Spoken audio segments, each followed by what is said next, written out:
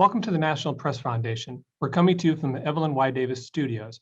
I'm Chris Adams, Director of Training for NPF. Today, we're continuing our series on understanding global trade. It's the 8th of 10 that will explore how trade alliances and supply chains are shifting, how trade enforcers are trying to maintain fairness, and how workers and consumers are affected by it all. We're thankful for our sponsor, the Heinrich Foundation, an Asia-based philanthropic organization that works to advance sustainable global trade. An update on another program. We've opened registration for a July 22 training on real-world evidence, how the use of big data is changing scientific standards and the way drugs and devices will be approved. Among the guests in this half-day program will be Dr. Mark McClellan, former commissioner of the Food and Drug Administration and now a professor at Duke University. Register at nationalpress.org. On our website, you can also find videos, interactive transcripts, and resources from recent programs, such as last week's talk about the growing tax gap with former Treasury Secretary Larry Summers, a discussion with Emory University law professor Dorothy Brown on racial inequalities in the tax system, and reporting tips from legendary journalists James B. Steele and Diana Henriquez. We also have resources from our previous trade programs, including those on China's threat to intellectual property, the digital dollar, trade enforcement, and fixing the medical supply chain. Today's talk is on the semiconductor shortage, how it came to be and how we can get past it and why it matters so much. Just look around you. In our increasingly wired life, semiconductors power every form of technology, which powers everything we do. Our guests are Alex Capri, an author and research fellow at the Heinrich Foundation. He recently released Techno-Nationalism via Semiconductors, Can Chip Manufacturing Return to America? And just this morning, China's Microchip Ambitions. And he's finishing up a book, Techno-Nationalism, How It's Reshaping Trade, Geopolitics, and Society. Meng Qiang is the Dean of the College of Engineering at Purdue University and previously was a professor of electrical engineering at Princeton University. He also spent much of 2020 dispatched to the US State Department as a science technology advisor to the secretary. And Debbie Wu is a reporter from Bloomberg News, based in Taiwan and covering the tech supply chain in Taiwan's semiconductor industry. Before Bloomberg, she worked for the Nikkei Asian Review, the Associated Press, Apple Daily Taiwan, and Taipei Times. We'll hear from each of the panelists, and then we'll have plenty of time for Q&A. You can raise your Zoom hand or put a question into the Q&A text function. And please tweet today at hashtag NPFTrade. So I'd like to welcome all three of you and welcome all of our journalists and other viewers on the call. I was noticing on the registration just a little bit ago, we have folks from 17 different countries, the US, much of Asia, Israel, and lots of other locales. So we have a good wide-ranging audience for this talk today. I wanted to go to Alex first. I'd like to thank Alex for coming to us from, he's in Spokane, Washington, so it is 6 o'clock in the morning for him. So thank you very much for getting up early for us, Alex. And I was hoping you could give us a sense of the importance of the semiconductor shortage and the semiconductor supply chain as it relates to techno-nationalism and the ongoing balance of power between the US and China. Certainly, Chris, and thank you, and good morning, good evening, wherever you are, good afternoon. Well, let's start with the chip shortage itself, and the world is in the midst of a chip shortage. What I've recently described it as is a perfect storm, right? Why do we have a chip shortage today? What has happened? And what we see is sort of the convergence of, first of all, COVID and what COVID-19 has done to supply chains worldwide. We had critical supply chains, particularly in China, shutting down initially. So that's number one. That's impacted specific industries. I would say the automotive industry in particular is really feeling the pinch right now. And we'll come back to that a little bit later. The second thing is geopolitics itself. And that is, of course, I don't want to call this a Cold War, but we can say it's a hybrid Cold War, right? It's a situation where we have strategic industries that have now become subject to decoupling. They've become subject to reshoring and geofencing or ring fencing, if you will. Global supply chains are restructuring. They're having to diversify, if nothing else, China +1, +2, +3, or just a full strategic decoupling, as we'll see. I think coming down the road around rare earths, certainly strategic, semiconductor parts, at least the leading edge portion of semiconductors. I'll talk later about, well, hopefully somebody will ask the question because I'm only going to talk for about 5 minutes. But I'll make a distinction between leading edge semiconductors and trailing edge semiconductors, and what that means for the industry, where China is going, where it's trying to go with leading edge, but not anywhere close to achieving its goals, and where it's going with trailing edge, which is the older technology, and there we see China making progress.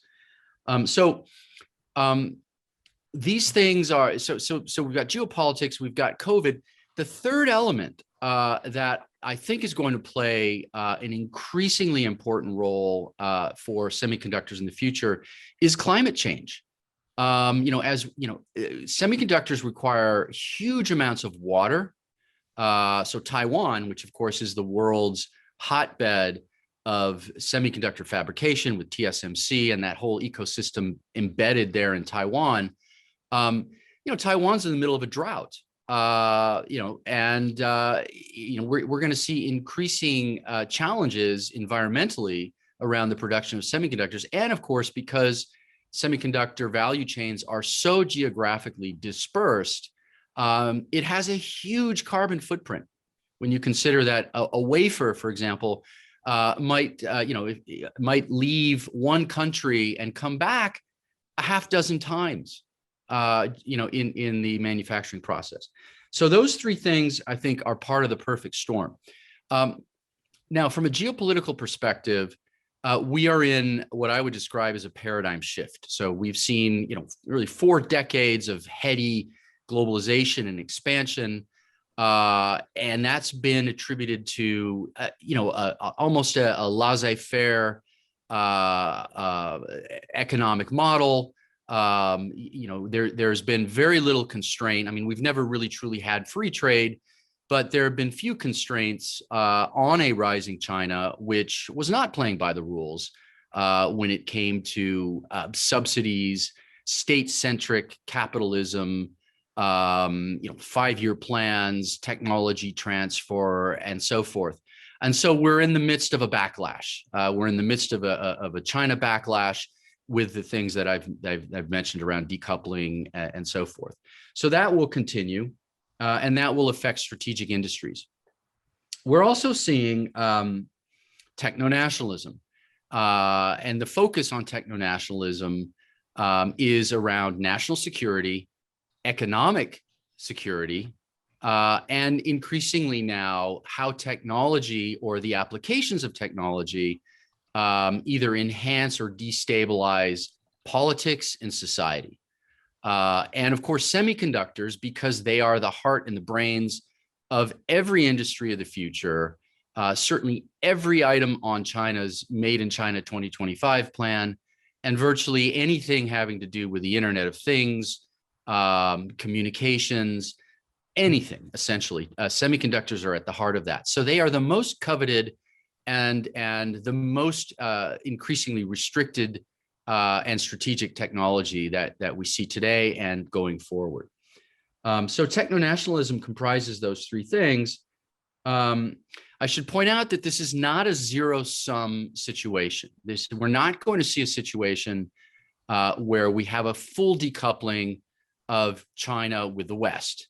That is happening again in the strategic areas, and that's what makes this a very, very complex situation, and it creates what I would call a hybrid kind of Cold War, where global value chains are essentially being trifurcated, right? They're sort of splitting into 3 different streams. The first is the strategic stream, which I've talked about. The second is the more ambiguous, and what I would think would be sort of the gray area or even the danger zone, where we have all these dual use technologies, which are technologies that are commercial, designed for commercial applications, but can also be used for military applications, and therefore could become subject to export controls. Entities and stakeholders could wind up on restricted entity lists, We're seeing this with a whole range of Chinese tech companies today, which I think are in existential crisis when it comes to trying to expand internationally because of their dependence on dual use technologies. And then, of course, you have the American companies, certainly the American semiconductor companies, that are making a lot of money, particularly around the trailing edge portion of semiconductors. Where China is their major market, they have Chinese partners, and so on. Okay, so I think those are really the highlights, if you will, of the chip shortage, and of course techno-nationalism, how those things are converging, and of course I'm happy to engage with the distinguished panelists going forward on looking ahead and other issues. So I'll turn it over to you now, Chris. Okay, so calling up your book is coming out soon, Techno-Nationalism, How It's Reshaping Trade, Geopolitics, and Society. You're kind of in the final sprint on it, is that right? Okay, so we'll be looking for that later on in the year. So good luck with that. So now I want to turn it over to Meng Chiang at Purdue University. Dr. Chiang, Alex was talking about the perfect storm right now. A couple of years ago, Purdue and TSMC, which we've been talking about, and other entities came together to launch the Center for Secure Microelectronics ecosystem. I was hoping you could tell us a little bit about kind of how that came to be. And this is in place now. What is it you're trying to accomplish with it? And how soon, will what you're doing now, will this yield immediate benefits in helping solve the chip shortage? Or is this just kind of planting some seeds for helping, ease chip shortages years down the road? So I want to welcome you, and I hope you could tell us a little bit about your center. Sure. Thank you, Chris. Good morning, everyone. Thank you, NPF, for inviting me to be on this wonderful panel on this important topic.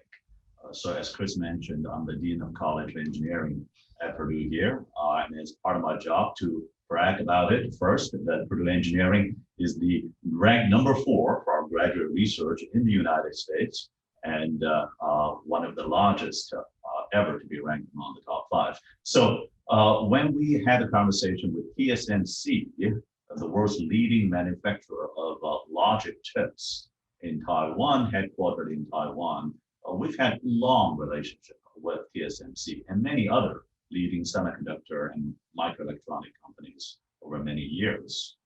And back in spring 2019, we started exploring a potential research center focused on secure microelectronic ecosystem, not only the manufacturing part, but also the entire supply chain. And we had a handshake agreement later in the fall of 2019, and then the pandemic hit. But earlier this year, in spring 2021, we officially launched this center together with TSMC, and also Synopsys joined us as well.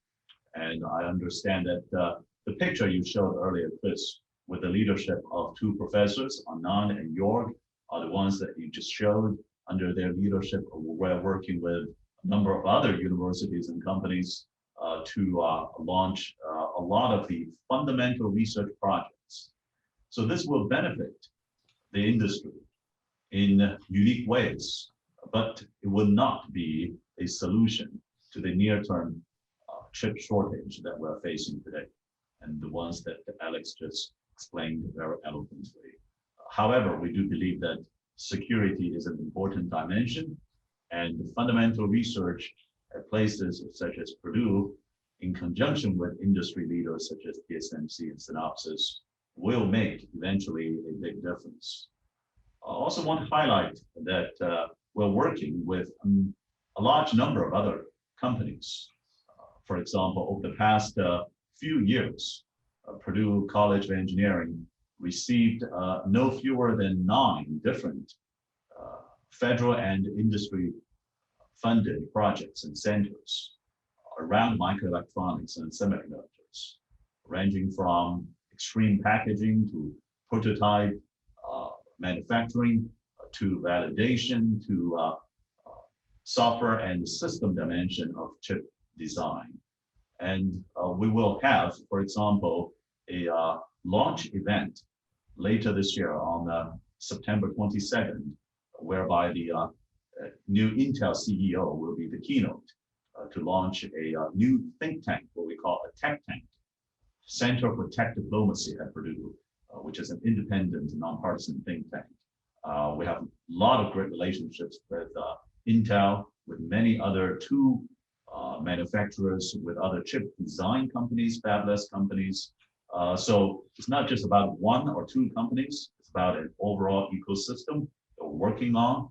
And the shortage of chips that you just mentioned, highlighted, will be an issue that will require a lot of effort, not only from fundamental researchers like those here at Purdue, but also the entire industry and the government effort, as I'm sure you're going to mention in a few moments' time. But while we're doing that, let's not forget about fundamental research importance. What we're going to see a few years down the road will be rooted in the kind of research that we can do in centers like this today. Okay, I was hoping you could tell me a little bit, getting into the government issue. In 2019, you stepped away from your role at Purdue to serve as the science and technology advisor to the Secretary of State, Mike Pompeo, at the time. Was the looming semiconductor shortage, was that part of the discussion then, or was it not quite seen on the horizon yet? Well, Chris, as you said, that I took a one-year leave of absence from Purdue University starting late December 2019 for 12 months to serve in the State Department. And semiconductors has always, I think, been high on the list in how we think about national security and economic security, how we think about digital economy and supply chain. This wasn't news in 2019 or in 2021. And if you look at a continuation of policies from one administration to the other, we are heartened to see this as an enduring and bipartisan effort to ensure that the United States will be a leader in semiconductor industry and will be able to secure its entire supply chain. Okay, and so we'll come back a little bit later to talk about some of the efforts in Congress and the administration to accomplish some of those goals. But I want to turn now to Debbie Wu. And Debbie is a reporter at Bloomberg based in Taiwan, right in the midst of covering the Taiwanese semiconductor industry and the current chip shortage. She and her colleagues recently put together a fascinating 20-minute video that is kind of must-watching if you want to get a good sense of the chip shortage, its origins, the technology behind the current chips today, and kind of the supply chain and the business model that these companies follow. We are going to show 60 seconds of this great 20-minute video. So Jeff, if you could cue that up. Almost everything we use depends on silicon semiconductors called chips. From your iPhones, your fridge, your air filter. The most advanced supercomputers, the most basic toaster ovens. What's turning on your indicators, what's turning on your radio in your car, that's a chip. China's government is lending the industry the same strategic importance it gave to its atomic bomb program. It's arguably a lot more important because you are talking about China becoming self-reliant on the technology that powers all of mankind's future scientific advances. The result of all this, multi-billion-dollar plans by multiple countries in a race to dominate the mother of all cutting-edge technologies.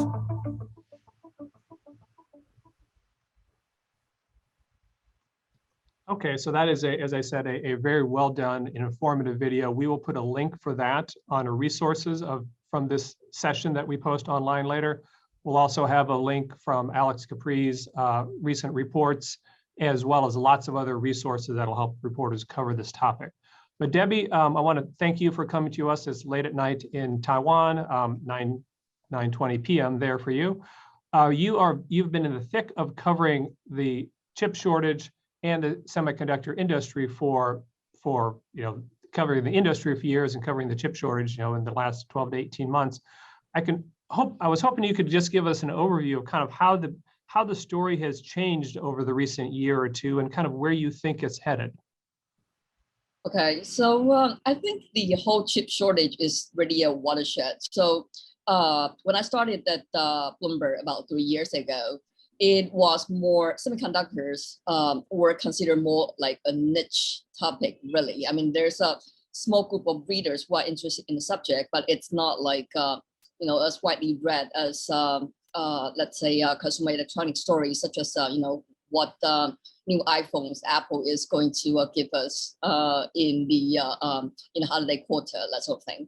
And so I'll just recap very quickly. So last year, when I was writing about semiconductors, it was also kind of like a very specialist subject. So last year, it was mostly about U.S. sanctions against Chinese companies, including Huawei's semiconductor design unit, HiSilicon, and also sanctions against the Chinese chip making champion, SMIC. And a couple of other things that we've covered last year was like TSM's, the Trump administration's efforts to get TSMC, that is Taiwan's largest chip company, to build a new chip fabrication plant in the US. And another topic that's of interest is like Apple's efforts to make its own silicon. So overall, like before the current chip shortage hit, it was like a small number of readers or specialists that's really cares about the semiconductor as a subject, including those who are watching the US-China conflict closely.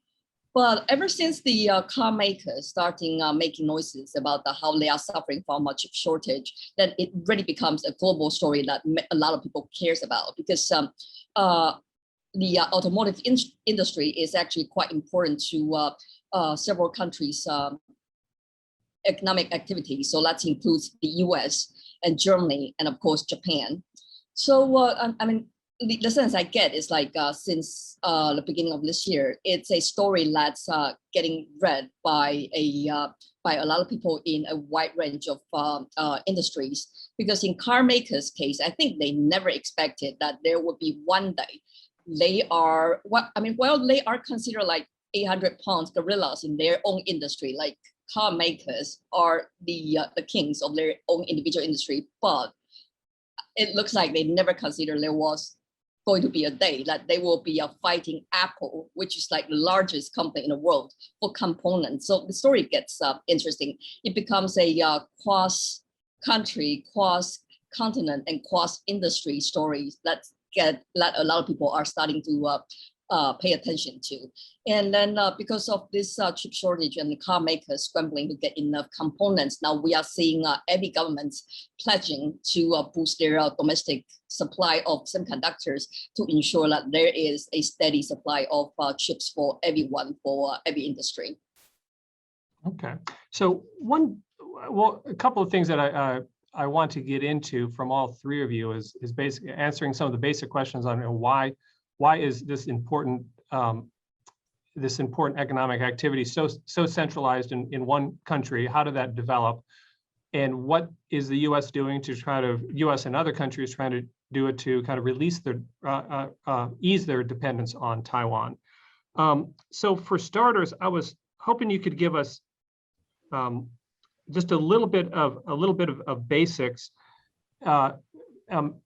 Alex, if you could maybe talk a little bit about advanced logic chips and what exactly are those, and how are those different from other kind of chips, and why is it that so many of them are being produced by this one important company, TSMC? Yeah. Okay. So first of all, I think Bloomberg did a great job. Debbie did a great job with that article, explaining just how utterly difficult, complex it is to make, in commercial quantities that are virtually error-free, a 7 nanometer chip or a 5 nanometer chip. I mean, it is the zenith of human engineering achievement. I mean, producing this type of technology, these tiny, I mean, microscopic transistors that have hundreds of thousands of connections, if not more, is very, very, very difficult to do. So American companies, the American semiconductor companies continue to dominate when it comes to the IP and the technology itself, when it comes to the design software, the R&D, the front end of the value chain, and they dominate with the equipment that is necessary in the manufacturing process. It's a complete, I mean, really totally dominating that. But over the years, what these companies have done is they have outsourced and offshored the fabrication of this technology because it was a great business model. If you're leading in the innovation and you're selling a lot of these chips, if you can offshore it to make it the most cost effective, and take all that money and plow it right back into research, and then just keep that cycle going, that worked out really well for decades.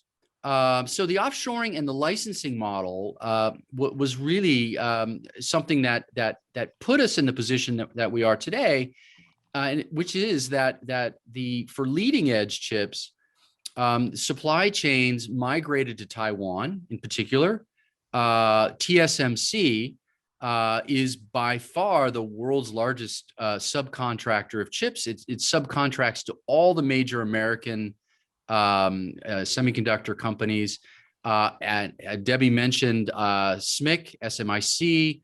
She mentioned subcontracting to HiSilicon, which is Huawei's chip division. So this began gradually, and again over year after year after year, and decade after decade. And remember, Taiwan has a special relationship with the United States. The U.S. Government encouraged a lot of that investment and that development over many years. So where we're left with is, virtually a single source supply chain, which puts the United States and Europe and virtually anybody in a very precarious, vulnerable position. This is a screen from my report that came out last week, which is the update to the original Heinrich Foundation report on semiconductors. And that really shows you just how, it shows you two things. One, it shows you that US companies remain dominant in supply chains, and it shows you that China, despite being the world's largest market and having insatiable demand for microchips, has virtually no production capabilities and has virtually no localized ecosystem to produce the chips certainly the leading edge chips that it needs. So 10 nanometers and below, China's nowhere near getting to a point where they can produce that. Okay, so I wanted to talk, Dr. Chiang, I wanted to talk a little bit about what it will take to get to that. Alex, in your report, you noted that the founder of TSMC cited the lack of US manufacturing base and the dearth of highly skilled labor that's required for complex chip manufacturing as being some of the problems with the kind of the US industry on this.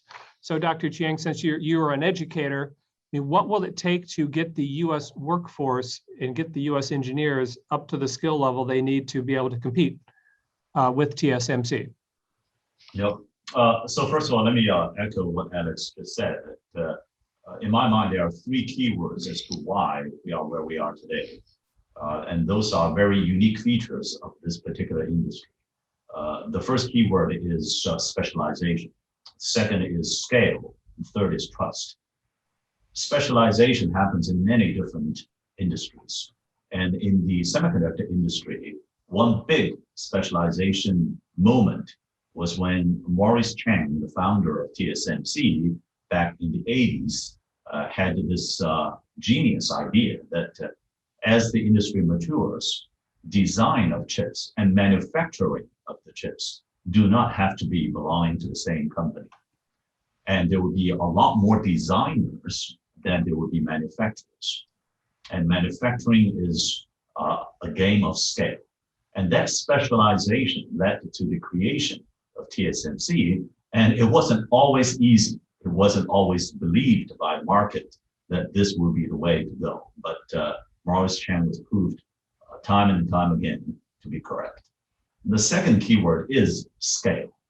We're talking about extremely complicated and sophisticated and precision-driven and hard to get high yield rate kind of manufacturing process. And these days, each large foundry would take billions, if not tens of billions of dollars to construct and operate. And one single equipment could cost easily 100 million, if not 150 million US dollars. And the large foundry, you need 10, 20 of those. And that's just one part of the tooling that you require in addition to utility, material, and gas, and so on. So scale helps a lot. The economy of scale brings you tremendous benefits. So there's a reason why, from economics point of view, that you have a lot of the logic manufacturing concentrated in Taiwan, a lot of the memory manufacturing concentrated by mostly 3 South Korean companies, but all located next to each other in one corner in South Korea. And this is why you have some of the tooling companies, such as ASML in Europe, that also presents, if you will, a single point of failure because of the scale it takes to get that sophistication sustained. And thirdly is the word of trust. It's not just about demand and supply, but as the manufacturer of many competing chip designers, all of your customers need to have the ability to trust that you as the manufacturer will not only be able to produce the high quality technology needed at 5 or even smaller feature size nanometers, but also the intellectual property that they are giving to you will be well protected and guarded. And you will also not be competing against them. So those 3 words, you put them together, specialization, scale, and trust define a very unique industry. Now, as to how can the United States regain the leadership in manufacturing, not just tooling, not just software, not just design of the chips. Well, I think there are 3 elements to that. One is we should continue to welcome companies such as TSMC to come over here to the United States. And in parallel, we should continue to encourage and incentivize companies headquartered in the United States, such as Intel and many other companies, and make sure that they will be able to, again, be leaders in manufacturing and packaging of chips. And third is back to your question, Chris, about education, about talent pipeline. There is a supply chain, not only of products and services, but also of talent. That pipeline of human resources is arguably the most important supply chain at the end of the day. So again, not to brag about Purdue, there are many outstanding universities throughout this country, but also as the executive vice president of Purdue University now, I'm proud to say that Purdue is graduating more engineers than ever before, and then pretty much any of the other top universities in the country now.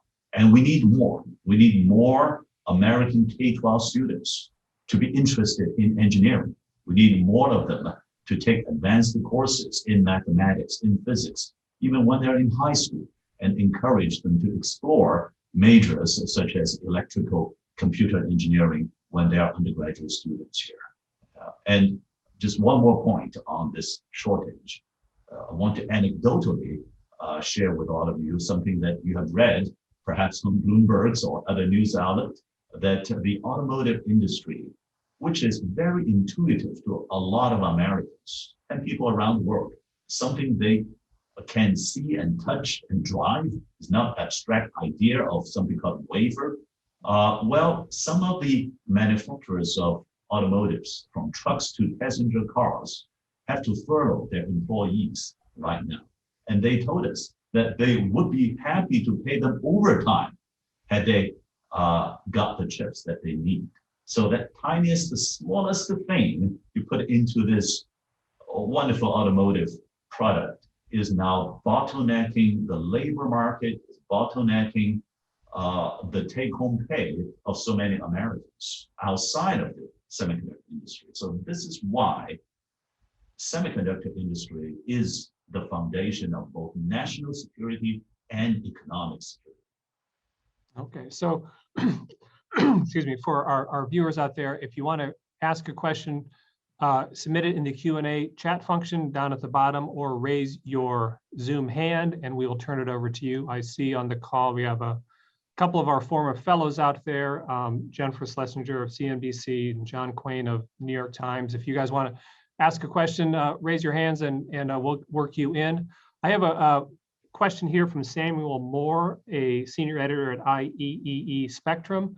Very broad-based question, and maybe I'll start with you, Debbie, since you are in contact with the companies and kind of getting a sense of what's going on with their business. Very basic question: when and how will this shortage end? So, excuse me.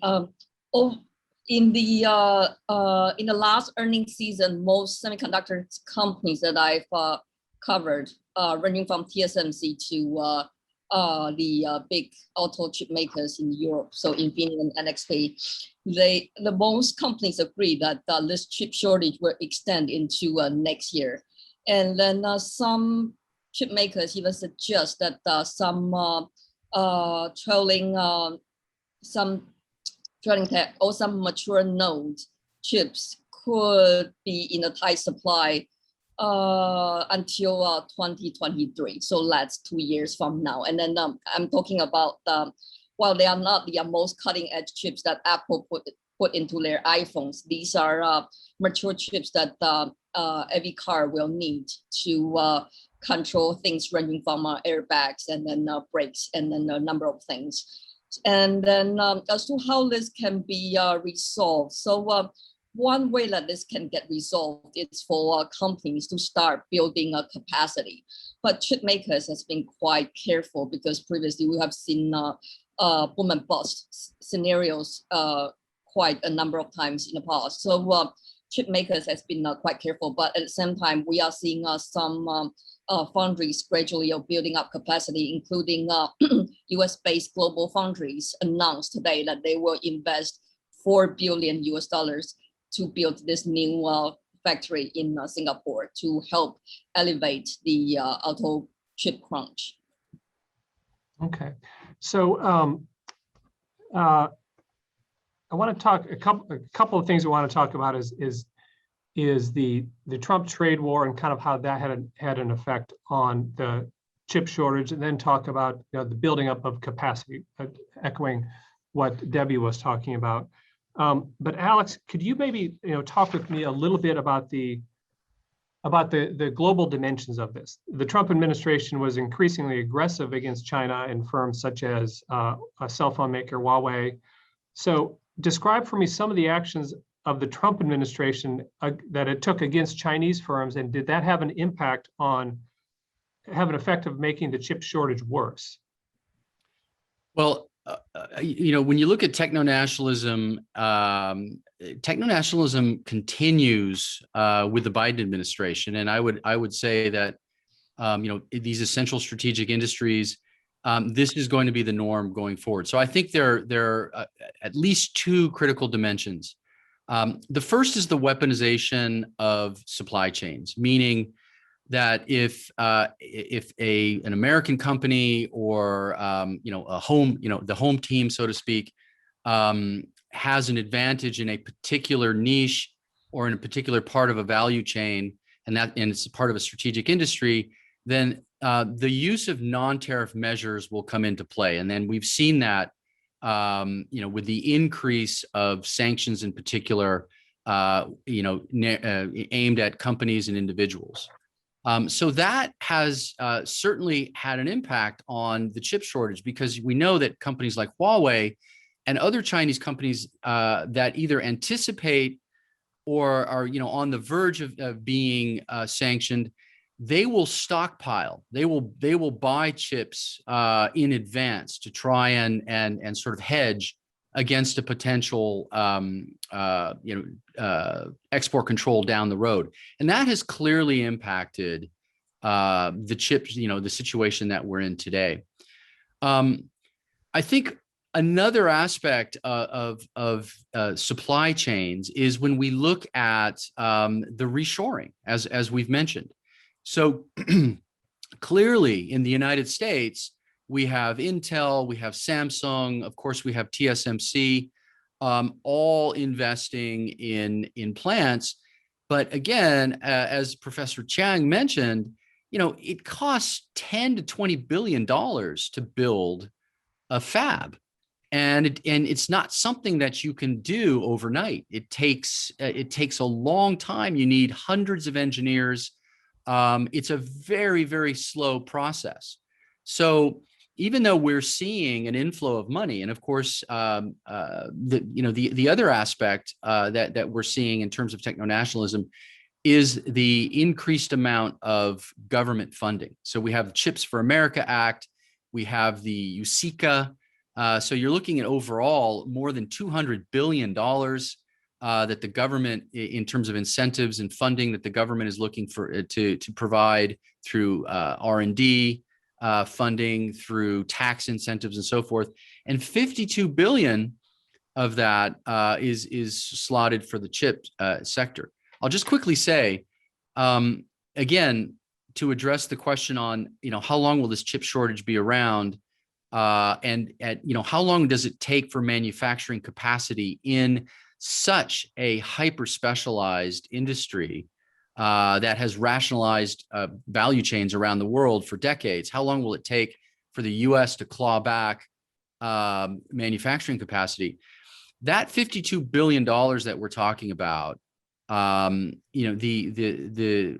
SIA, which is the Semiconductor Industry Association, estimates that $50 billion might get 2% of market share back, right? So from 12% of market share today in the United States, maybe to 14%, possibly to 15%. So we can see that this is going to be a long, ongoing process. And I would just say that this is the beginning of the next moonshot, right? So I think Debbie, in the Bloomberg's piece that we previewed, you talked about the development of the atomic bomb. I would say that if you take the race to develop the atomic bomb, the space race between the United States and the Soviet Union in the 60s and the 70s, those were the first two real techno-nationalist, let's just call it moonshots. Semiconductors are part of the third moonshot. This race to bring semiconductor manufacturing back to the States. So I think we'll see a lot of public-private partnerships, and we're in the early phases of this at this point. Okay, let me ask a couple of very, very basic definitional questions. First of all, I've heard the term being thrown around, fab and foundries. Can you just tell our viewers what you mean by fabs and what you mean by foundries? Basically the same thing. It just means that Professor Chang talked about specialization and scale. So again, because the value chain is so complex, it's very, very difficult to vertically integrate this type of thing. So a foundry or a fab is where the chips are actually made, right? They're actually produced at scale, in commercial quantities, super high yield, meaning very, very, very low incidence of error, if you will. So again, that just has to do with the many different niches along the semiconductor value chain. Okay. And then another basic question, we're talking about when are we going to solve, or when is the chip shortage going to ease? but that's just kind of talking about it in generalized terms. Is it going to ease in phases? And so the car makers will get their chips first, and then cell phone makers will get their chips next, or how will it, do we have any sense of how it will unroll?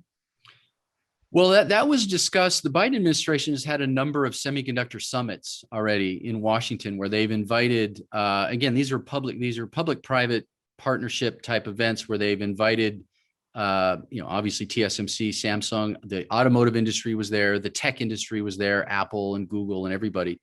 And they're, the obvious choice there is to avoid any kind of situation where one sector gets preference over another.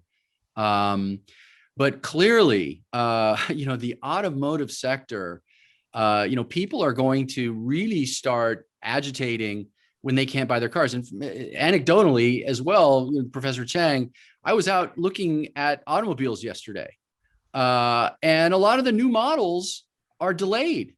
You can't buy the new 2021 models because they just don't have the chips to produce them. So consequently, the used car sales, used car values are going way up.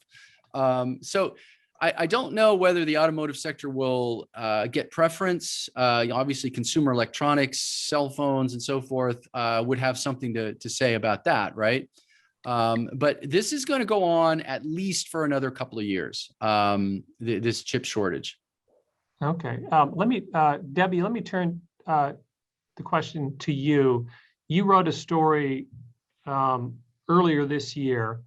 A year of poor planning led to car makers' massive chip shortages. So I was just hoping, since Alex was just talking about that, I was hoping you could just give us summation of how did the car makers get into the pinch that they're in right now? Okay. I hope I unmuted myself.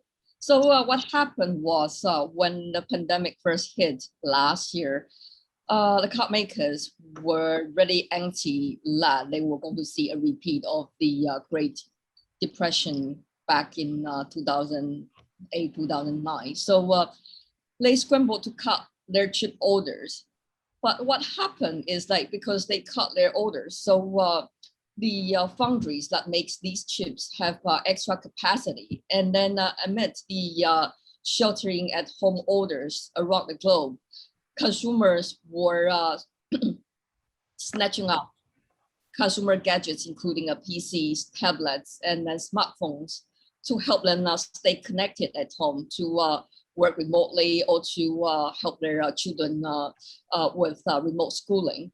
So foundries reallocate these capacities originally booked by car makers to consumer electronics makers.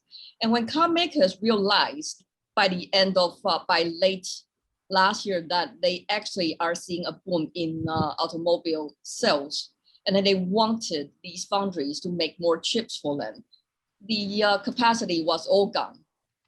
And so the car makers couldn't get any extra chips that they want to fulfill this increase in demand for cars. And so that creates a situation that you have been reading that since the beginning of this year, several car makers around the globe are forced to idle their plants, and then sometimes for several weeks in a row. And then so that gets governments really concerned. And now, while the Biden administration has met with car makers and then chip makers to try to find out a solution, at the same time, right now, it's sort of like a situation that people are bidding for capacity, and then you have to pay for capacity. And whether car makers are willing to outbid, let's say, big tech companies like Apple, then it's something that we still need to wait and see. Okay. So we've talked quite a bit about the White House review of supply chains, and so I want to turn a question to Dr. Chiang and then and share a little bit from that report. So the report noted that the White House report was on America's supply chains. It focused on 4 critical products: semiconductors, large capacity batteries, critical minerals and materials, and pharmaceuticals and active pharmaceutical ingredients, or APIs. The report noted semiconductors have been have become ubiquitous in today's world. They enable telecommunications and grid infrastructure, run critical business and government systems, and are prevalent across a vast array of products from fridges to fighter jets. A new car, for example, may require more than 100 semiconductors for touch screens, engine controls, driver assistance cameras, and other systems, end quote. So that's one thing that we've been talking about. At the same time, the report noted that US share of global semiconductor production has dropped from 37% in 1990 to 12% today and is projected to decline further. So on one hand, we have recognized that these are critical, but on the other hand, we've let our capacity slip away. So I want to turn that very big picture question to you, Dr. Chiang. This has been a slide that's been going on for 3 decades. It's kind of become a crisis right now. This is a very broad question, but why did the U.S. for 3 decades kind of let this capacity slip away? Right. First, Chris, I want to clarify that I think we were just discussing 3 different things just now. One is export control. One is why the shortage of manufacturing capacity to certain industry. And one is how can we onshore, reshore capacity to the United States. These are 3 different things. If you look at the Biden administration, if anything, has gone further, faster, and tightened the export control beyond what the previous administration has done. So this is a bipartisan enduring strategy for national security, but it has nothing to do with the shortage this year. If anything, once TSMC or Samsung, let's say, are asked to stop making chips for one set of companies, that releases more capacity for them to make chips for other customers, including car manufacturers in the United States. So that comes to the second point.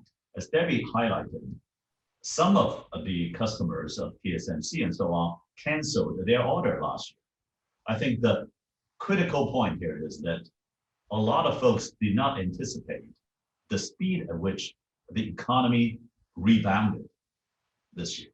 That is the critical moment. So people thought, let's cut the loss right there last year and cancel the order. We'll go into hibernation mode. Well, it turns out that 3 months later, the economy is back in full bloom in many industries. And now you want to go back. So that's the reason why, is the speed at which the economy has rebounded.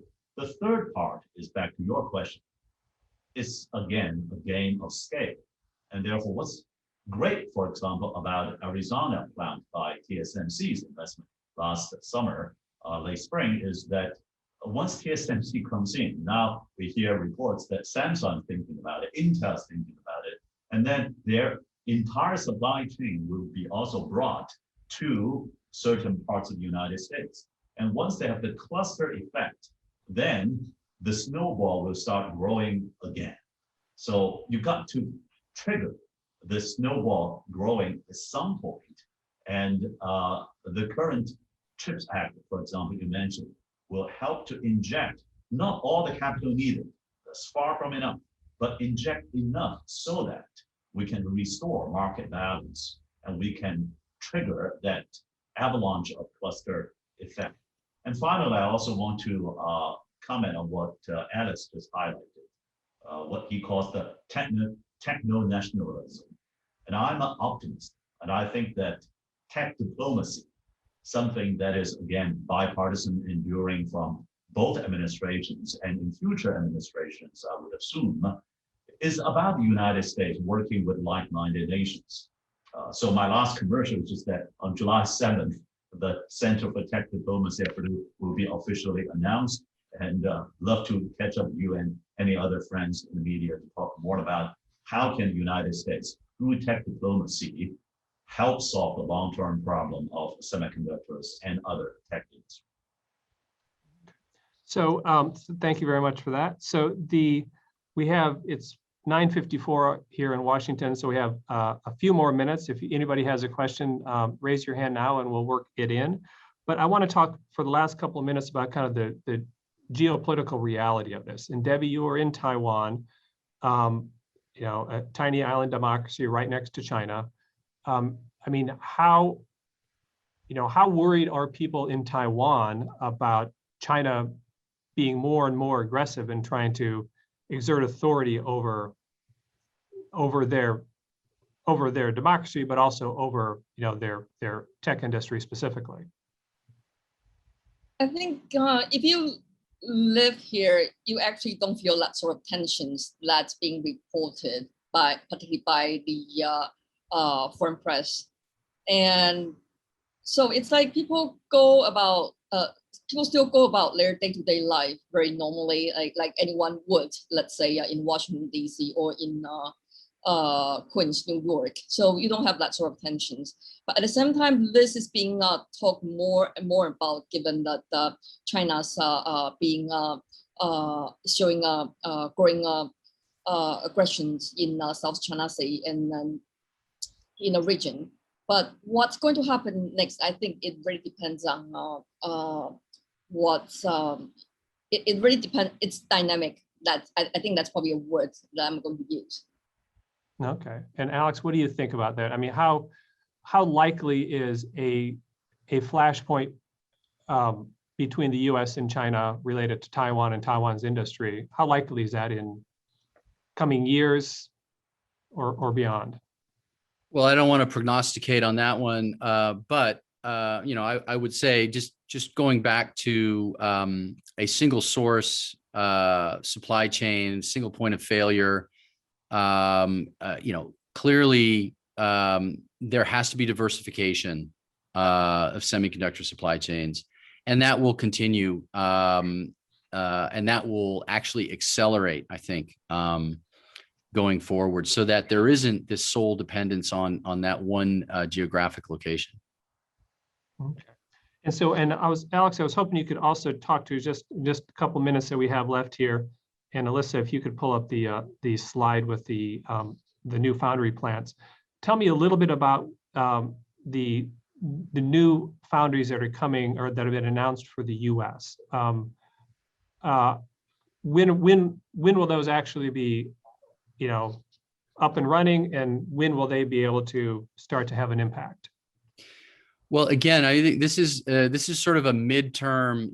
We're talking years here, not months. And I think with TSMC, and I think maybe Prof. Chiang can probably speak to this better than I, but they've talked about going beyond the 5 nanometer plant, going to 5 nanometers and even 2 nanometers in the future. That, of course, is leading edge, cutting edge.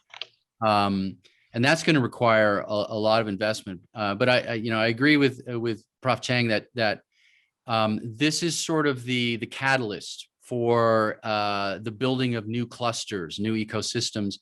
The challenge will be, because the human capital element is such an important part of that ecosystem, producing the engineers, producing the intellectual capital to be able to run that. TSMC to really get up and running would have to transfer a large number of its engineers from Taiwan to the United States, and I think that's a tricky issue going forward. But I think Intel has already announced that they're going to be looking at moving more towards the trailing edge to produce more chips for the automotive sector, and I think we'll see the more established companies looking to produce more chips. For these in-demand niches. Okay. And with that, we need to draw this very valuable briefing to a close. I want to thank all of our speakers who are coming to us 9 p.m. in Taiwan, 6 a.m. in Spokane, Washington. Professor Chiang he's here on the East Coast time zone with us. All of our viewers, we have some very valuable resources and great overviews of this topic. The Bloomberg video that we showed a bit of, as well as a lot of Debbie Wu's coverage, we'll have links for on our website later this afternoon. Alex Capri's 3 recent reports that have dealt with techno-nationalism and semiconductors specifically. One of them is just out today. It's brand new today. We'll have links for those on our website, and we will have a full interactive transcript and video of this session, as well as other resources such as the White House's review, congressional action, and news coverage of this topic. So for Debbie Wu, Meng Chiang, and Alex Capri, I want to thank you all very much. And for viewers, I look forward to seeing you next time we're online here. So thank you very much.